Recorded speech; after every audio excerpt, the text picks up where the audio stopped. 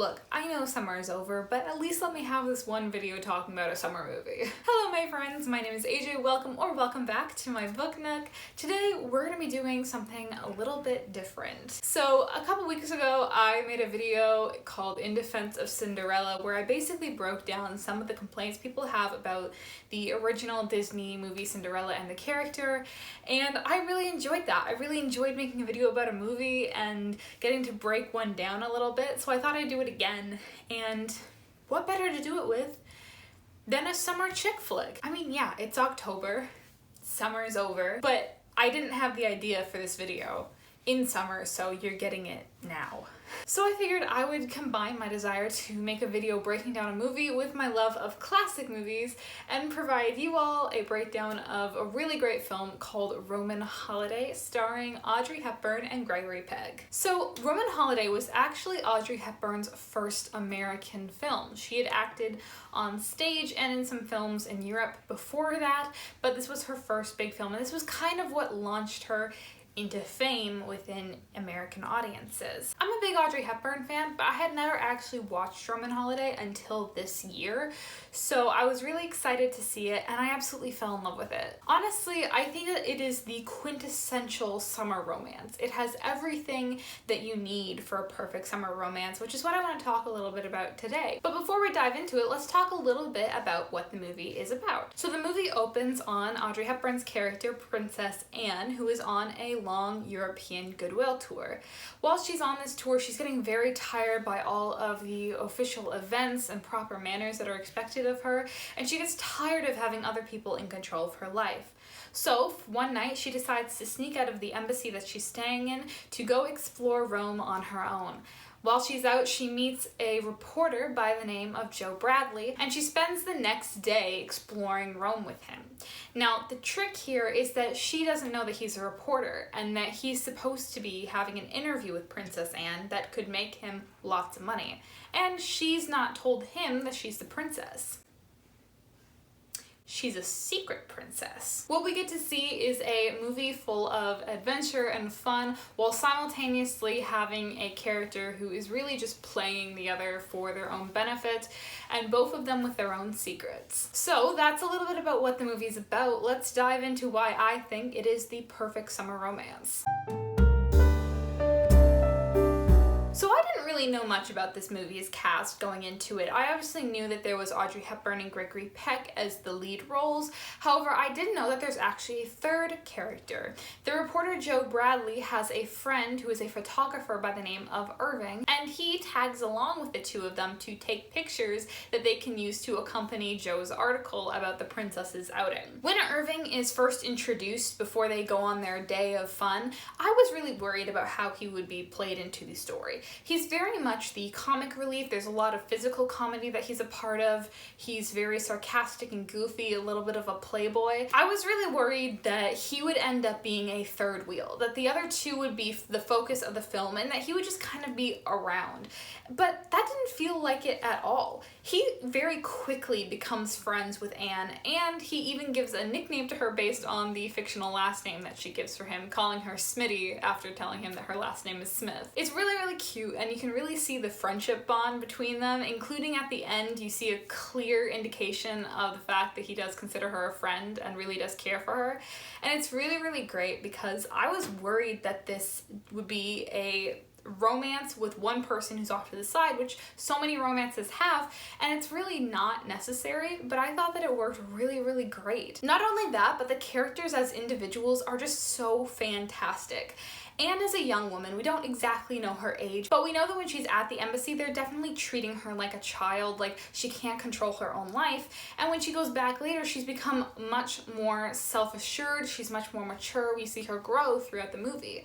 And we really do see that. We see this kind of innocent love of life in her. We see her throw a bit of a tantrum over the way that her life is controlled by everyone. And we really do get to see this kind of young woman act and feel very real. Joe Bradley is a really great love interest, I think. Obviously, he's playing her from, well, not the beginning, because he's not aware that she's a princess at the beginning, but as soon as he finds out that's who she is, obviously he is just using her to try and become a reporter. But before even that, he's always very respectful to her.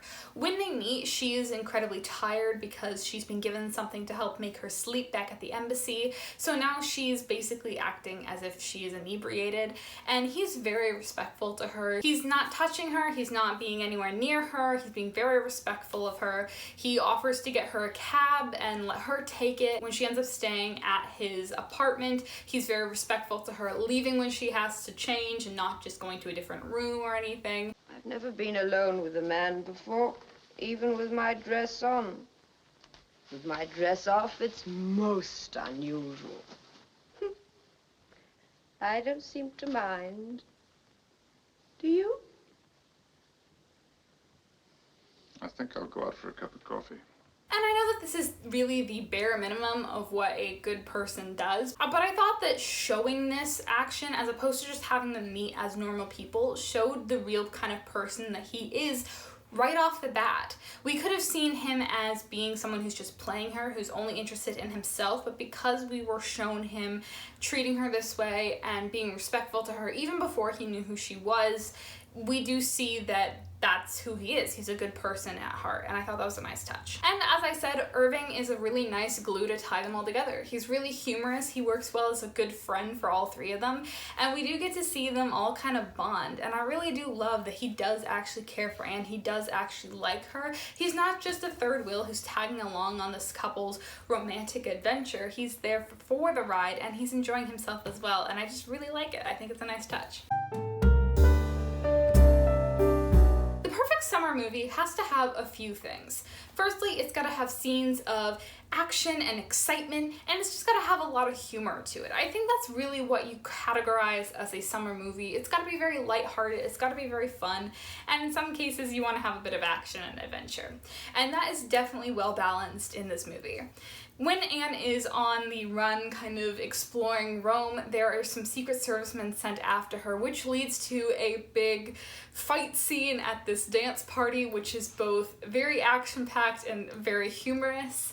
We've got a bit of a chase scene when she's riding a Vespa for the first time by the police. And we have the scene where she's sneaking out of the embassy, which adds a lot of kind of sneaking around espionage type vibes to it. Obviously, these are not as exciting as, you know, an action or adventure movie. Obviously, it's still very lighthearted and light action, but I think it works really well with it to add a bit of excitement to the film.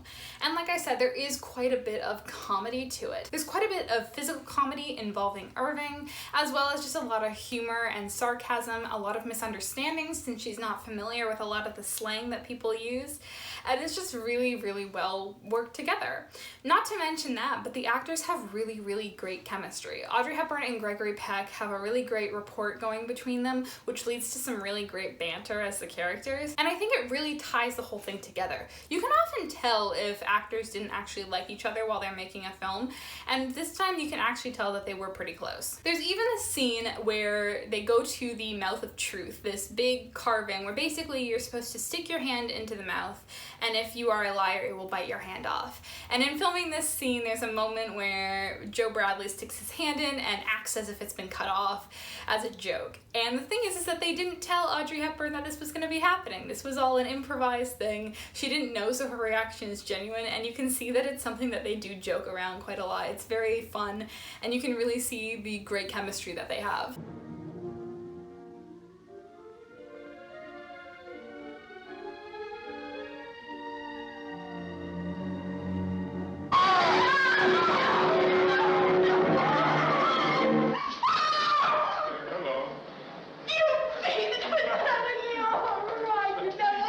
So this next section is going to be filled with spoilers for the ending of the movie. If that's something that you don't want to see, I suggest you skip ahead to my final thoughts. I have left a timestamp for you down below.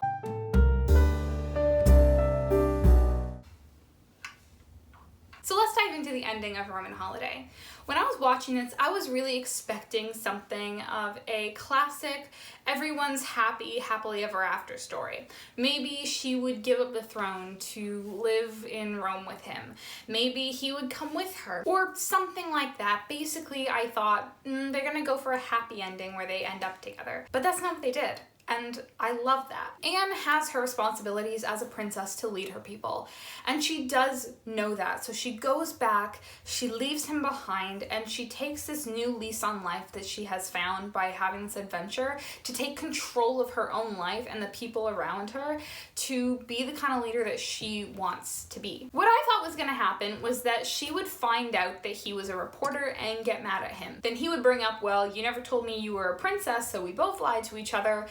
And then there would be this big blow up. Maybe she would go back to the embassy and then she would forgive him, come back later, and happily ever after. That's not what happened. In fact, she didn't even find out that he was a reporter until the press conference that he has to attend. That is when she sees him for the first time, and that moment is absolutely heartbreakingly beautiful. As she's scanning the crowd, we get some shots of Joe Bradley looking at her, and you can see in his eyes the trying to remain composed, but behind them the heartbreak of knowing that she is going to be devastated when she sees that he's there and learns the truth about him. And when she locks eyes with him, you can see this beautiful, all of these conflicting emotions playing behind her eyes, while she's also trying to remain composed because she's on camera, she's a princess, she has to remain that way. And it's just beautifully played out and so well done. In the end, when she is going to say hello to each of the reporters, Irving gives her all of the pictures he's taken, signifying once again his friendship for her, and Joe Bradley says goodbye to her for the final time. The movie ends with everyone else leaving and Joe Bradley walking by himself through the halls to head home. I think this is a gorgeous film. I think this is a perfect ending for it, for a few reasons. First of all, it ties back into that friendship dynamic I was talking about before, because I think, like I said, that for summer romances shouldn't just have a lot of romance in them, that they should also have those friendships, because summer is supposed to be this fun, lighthearted thing. Obviously, you're going to want to include the friendships in it as well.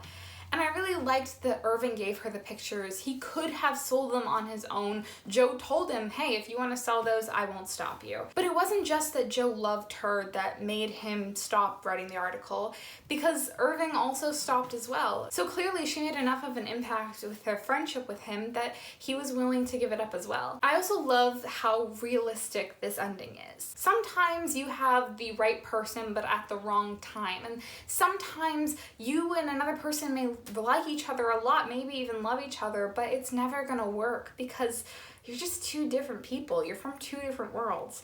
And we can say all we want, yeah, love will find a way, love will do this, love is enough, but sometimes it's really not. Sometimes you have responsibilities, you have dreams, you have things you want to do, and as much as you love someone, they might not be the right person for you because they just don't fit into that. And I think that's especially true for these summer romance movies. You can tell that they move super fast, but they're never gonna last. This movie takes place over the course of a couple of days. Obviously, that romance is never really gonna last. They have known each other for 2 days. It was a whirlwind summer romance. It was never gonna work in the first place. And I think that you see that a lot with summer films, where you see these people very passionate and very quickly fall into a romance with each other, and the movie will end with them still being together, but the fact is that we know after the camera stopped rolling, they probably were never together again. The idea of a summer fling is something that I think we have to get used to. Sometimes people are in your life for only a short period of time, and that's okay. And I think that this movie signified that really well, and honestly, I think it was a bit ahead of its time. Welcome back, my non-spoiler people. So what are my final thoughts? Overall, I think this is the quintessential summer romance movie and the perfect example of a right person, wrong time film. Honestly, it seems like something that you'd see today. It feels very modern, it feels very fun, but it's something that was made in 1953. It has everything that you need for a perfect summer movie. It's got humor, it's got action and adventure, it's got a lot of summer fun, a bit of romance, friendship, and a traveling to another country. It just seems like the most fun thing to film, and the fact that they filmed it all in Rome just really ties it all together. Not only that, but it also has the perfect combination of events for a coming-of-age movie for Princess Anne. She learns to become more sure of herself, more confident, and getting to do the things that she wants for the first time. And honestly, I just think it's a really fun film, and it's a really great place to start if you haven't watched any black and white films before. If you do like black and white films and you've never seen this one, I think you definitely should. And if you don't, I think this would be a good place to start because it feels very modern and it might be an easy way for you to transition. Overall, I think I'd say it's one of my favorite classic movies, and I think that it's just the perfect way to make a summer romance. But that is it for me today. I hope you enjoyed this video. If you did, feel free to give it a thumbs up or hit that subscribe button and stick around if you want to see more stuff like this from me. And let me know, have you watched Roman Holiday and did you like it and did you have the same opinions as me? Have you not watched it and this video made you want to watch it? Let me know in the comments below. I would love to hear from all of you. Anyways, I hope you enjoyed this video and I will see all of you lovely people in the next video.